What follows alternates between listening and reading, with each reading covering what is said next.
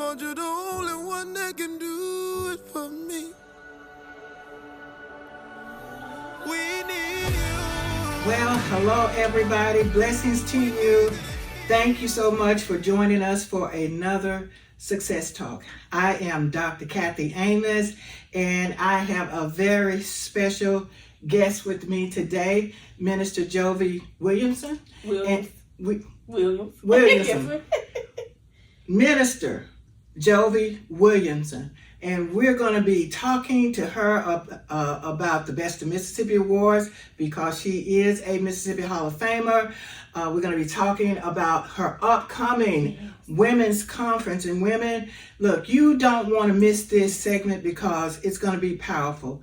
Now, Business Empowered International, Be Global Network, is all about interviewing women and men like Jovie and other minister leaders in the community, marketplace leaders, business leaders, those who are making a difference in their community, and they have a story to share. They have an upcoming event. We're going to talk with her today so that we can get all the nuts and the bells and whistles and all of the wonderful things about what she's doing and how you can connect. Now, Jovie, let's get down to business because you just became a Mississippi Hall of Famer with the Best of Mississippi Awards. And we missed you at the event, but I know that there were some things that you just out of your control. Absolutely. But we're so glad to have you here with us today. How does it feel to be honored at the magnitude of being recognized as a Mississippi Hall of Famer? It's an honor, Dr. Amos, when people can recognize what you're doing and they recognize that you're not just doing it for you, but this is a calling, it's an assignment.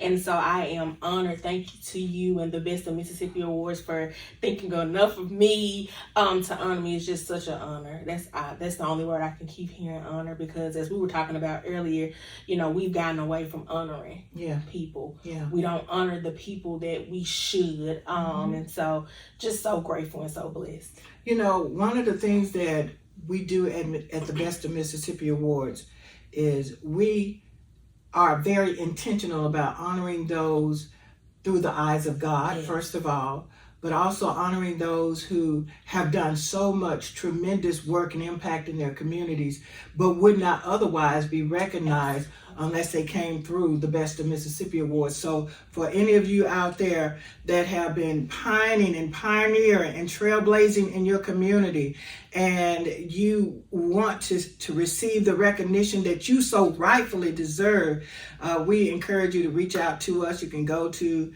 the website and we'll give you that information at the end. All right, but we want to recognize, and we've already just completed a year of honoring, so you have to wait until next year for sure. But we definitely want to give you your flowers while you live. We want you to be empowered to know that God has great things for you and your amazing husband. And we want to make sure that we're doing our part to help support and undergird those of you that are moving and shaking in the community and just need that spotlight, Absolutely. We need the spotlight. We provide the spotlight for you to be who God created you to be. And so, do you have that award? I do. I do. Show it. So excited. She has a Star of Fame. Yay, God. Yes. Has a Star of Fame. Yes. So we're excited about that, and hopefully next year we'll move on up a little bit higher, get us a plot of land somewhere where you can actually have get a star put in the ground. So you can help pray us through that process. Yes, ma'am. For sure. Yes, ma'am. But so let's talk about this upcoming conference, women's conference that you're doing through your ministry.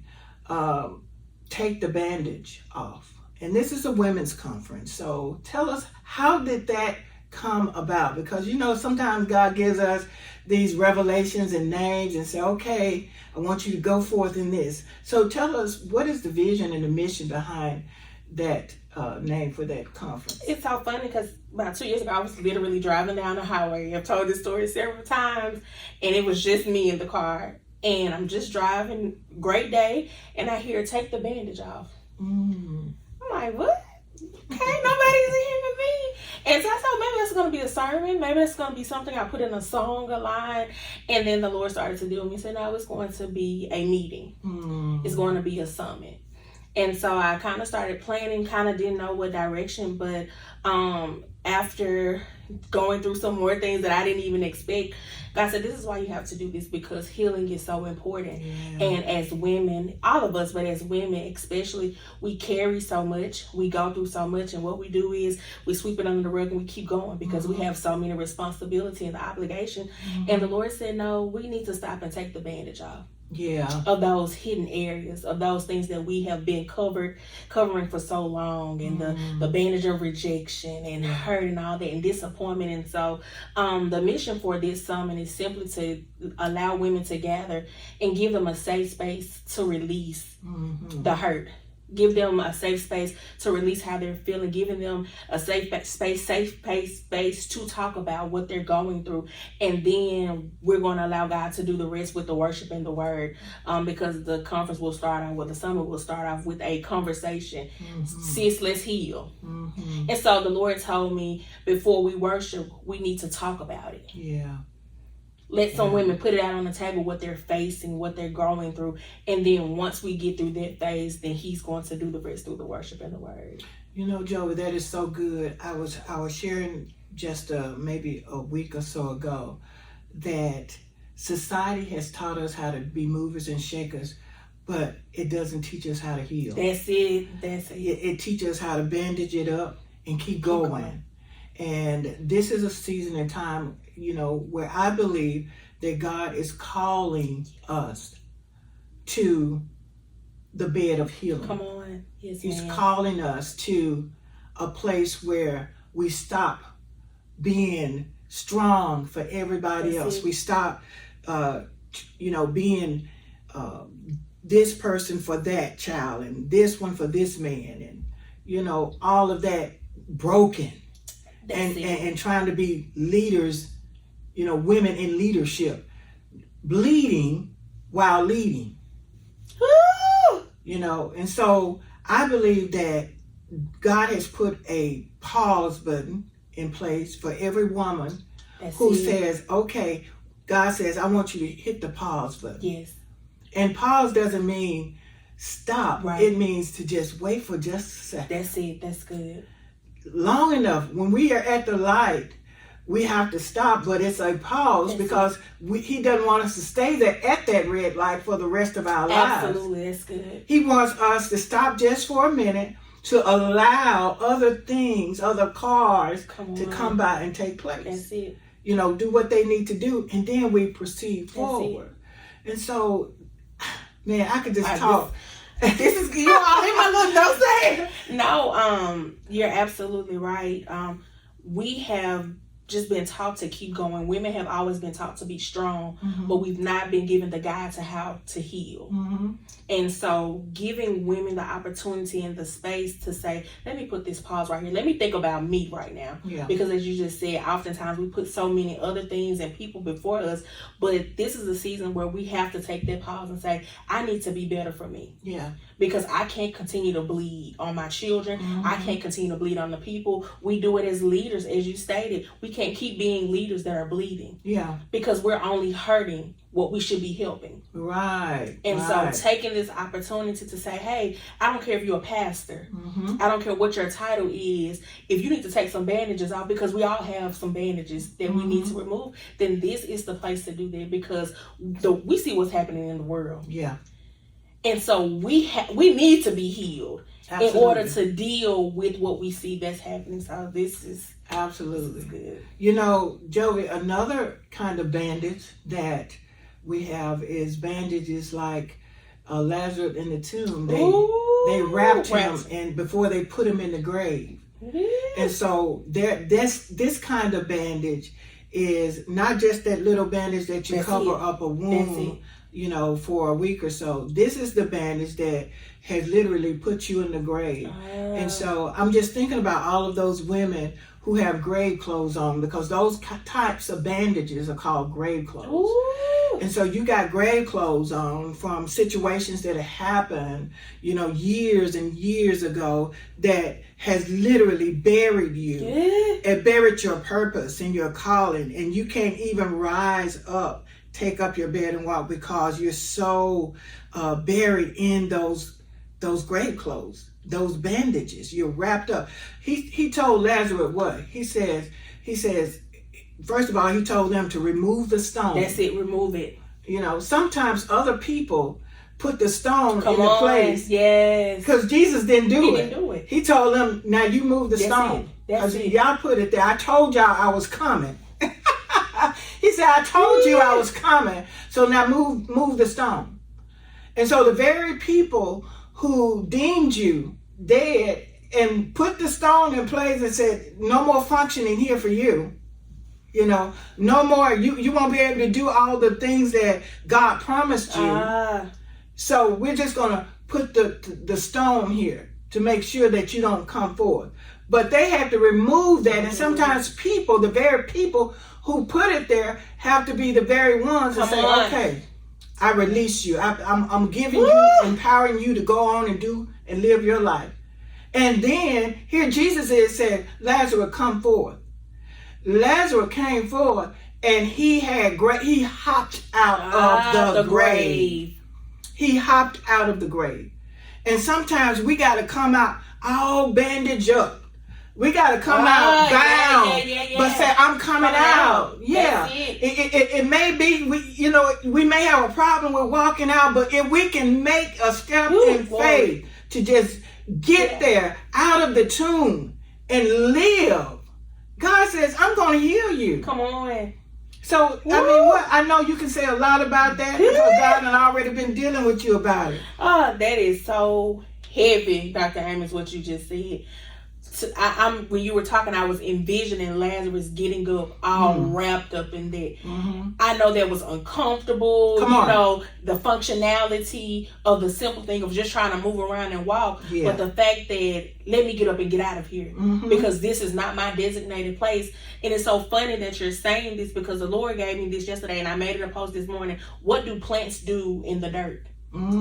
They grow. Yes. And I began to talk about my personal story, that the last few years people have thrown dirt on my name, on my character, on my anointing, on my gift. But God said, yeah, you thought they were burying you. But in 2026, he told me, he said, no, they didn't understand that you're about to blossom. Right. You're not being Glory buried. to God, yes. You're about to blossom. Lazarus didn't understand he was about to blossom because all he needed to do was get up. And so that's what a lot of women need to do. Just get up, because those are the bandages we don't want to talk about. What happens when it's wrapped around your whole body? What happens when you feel suffocated by life and by situations? What do you do when God tells the people that put you there? Yeah. You remove it. And the beautiful thing is that Jesus called Lazarus. Come on. Jesus is calling many of us women right now. He's been calling us, and he's been calling us to come into a place of rest, healing, restoration. Come on. So that we can operate and function in the capacity that he's called and created us to function. That's it, in the capacity that he's calling us. Because so many times we allow people to call us. Yeah. And that's why we end up getting hurt and have to put these bandages on. But what happens when we start functioning with what Jesus called us to function? Yes. And then we're able to function in the capacity. So whatever comes, let it come. Yes. I'm not wounded by that anymore, because I'm doing it because Jesus has called me to do it. And so, like, the bandages can be so deep. We talk about the surface level, but I'm just envisioning, I'm seeing Lazarus just wrapped in bandages. A lot of us are like that. We're like that. We're so bound and so hurt and broken. Burning down. And what do you do when you're in a place like that, when you're wrapped in bandages, when there are wounds all over your body? We just start talking about when all these wounds are on your body, and yet you're still trying to function. Yeah. You're still trying to lead, but you're broken. And God says there's still hope. He said, because that's what I do. This is when I do my best work. When we're in states and we're in spaces like this, God said, that's what I can really be God. Yes. That's when I can really show them that this type of hurt, there is a possible healing for it. Absolutely. I can do it. I can turn it around, and you will never look like you were buried. And so, ladies, let me tell you something. This is your finest hour. You know, if there's something that's holding you back from being the total woman that God has created you to be, this is the conference that you need to lock in on. And Jovie, if you could give us a little information about how they can connect and how they can register. Absolutely. I am on Facebook at Jovie Wilkerson. You can go on there, or you can go to joviewilliams.com and you can register. It's only $35. And I've even been telling women, if you don't have the $35, God said get there. Because I believe that the budget is going to be met. And so you can connect with me on Jovie Wilkerson on Facebook, Jovie_Williams_ministry on Instagram and TikTok, but you can definitely connect on Facebook and go to joviewilliams.com to register for $35. Awesome. So tell us, what do you have lined up for the ladies? Okay, yes. So we're going to start off with registration, a little light breakfast, and then we're going to go into the Sis Let's Heal conversation. Prophetess Shakira Byers will be coming in from Cleveland, Mississippi to head that conversation. It's just going to be a time for women to be able to just put things out there, you know, that safe space, just to talk about what they may be facing. And once we finish with the conversation, we're going to go straight into intercessory prayer, which my First Lady Prophetess Miriam Williams will be leading. And then we have Psalmist Anitra Jones, all the way from South Haven, Mississippi. She'll be coming to do praise and worship and to really get the atmosphere started. And then we'll have Pastor Jen C-Trunk out of Natchitoches, Louisiana, that'll be coming in to give the word. And to give us some nuggets. Amen. So you got a full day planned. We have a full day planned. Ooh. Y'all got breakfast, lunch, and dinner? We will do breakfast, and then we will have Cakes by Tot there, and she'll be set up to just sell some little sweets and drinks, you know, to keep everybody comfortable through the day. Yeah, okay, that sounds wonderful, ladies. I'm telling you, you don't want to miss your opportunity to be healed. We just believe God that He's going to move mightily in this session, in this event, and we just thank God that every need is going to be provided for. Yes. You know, a lot of times when we do these and we step out in faith and do these events, we just do it in obedience to God. Yes. But then we know that we serve a God that is known as Jehovah Jireh, you know, and He is a God of more than enough. He is our provider. So may those of you ladies that will honor, even say, I'm going to sow an extra ticket, you know, I'm going to come, but I also want to sponsor another ticket for another sister who is not able to come. And so, hey, get 2 tickets. You're still under $100. And watch God do a miracle in the session. We want it to be sold out, not one seat left for the move of God to happen, for not just you, but for somebody else, another woman that is leading and bleeding at the same time. This reminds me of Heal Mississippi Day. Oh, yes. Now that we're talking about healing, Heal Mississippi Day is May 18th, Monday, May 18th, which is a few days from now. That's right. And we're believing God that on Heal Mississippi Day, we're having two events, one at the state capitol, at 12 noon, Monday, May 18th. If you are able to get there and come together and pray. We also have another one for 6:30 in the evening in Canton, the city of Canton, Heal Mississippi prayer gathering. And so we invite you guys to come out and just be a part of these 2 amazing events. And like I said, we're believing God that because this bill was passed so that we can have a Heal Mississippi Day. Wow. That means that the entire state legislation unanimously voted that we have this day set aside every year, May 18th. Wow. To honor God and to take the opportunity, as even you're sharing about women healing, for the state and everyone in the state to heal. So we're believing God for miracles, signs, and wonders. God. I just believe that there is a portal of heaven, from heaven, that's over the state of Mississippi, that's going to be providing healing. And so if you are and can get to either one of these events to receive healing, come on. I believe that God says he's favored Mississippi in this season for healing. Yes. And those who would dare to step into their position and calling to just obey God, to bring forth an event or a session to heal, I believe he's going to show up. I believe it. I believe he's going to show up without a shadow of a doubt. And so I want you ladies to please give that date again. It's going to be May 23rd, starting at about 8:30 with registration. We're going to kick off the Sis Let's Heal conversation at 9:45, and then we'll go straight into the worship service immediately after. All right, and there is a link. Yes, joviewilliams.com, or you can just reach out to me on social media, and I can get that link to you where you can register.